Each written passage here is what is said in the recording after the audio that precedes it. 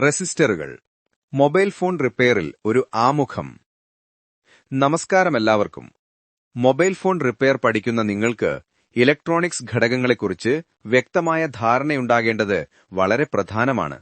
ഇന്ന് നമ്മൾ പഠിക്കാൻ പോകുന്നത് റെസിസ്റ്ററുകൾ അഥവാ റെസിസ്റ്റേഴ്സ് എന്നൊരു അടിസ്ഥാനപരമായ ഘടകത്തെക്കുറിച്ചാണ്. ഇത് മൊബൈൽ ഫോണുകളിൽ ധാരാളമായി ഉപയോഗിക്കുന്ന ഒന്നാണ്. എന്താണ് ഒരു റെസിസ്റ്റർ?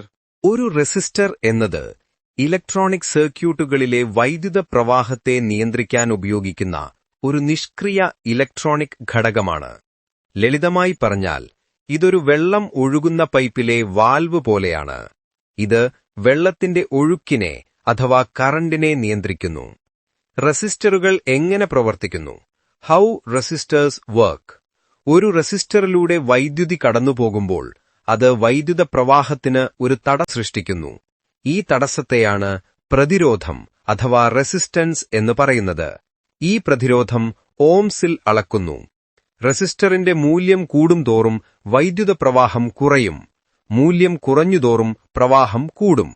ഇവിടെ ഓംസ് നിയമം വളരെ പ്രധാനമാണ്. V = I × R.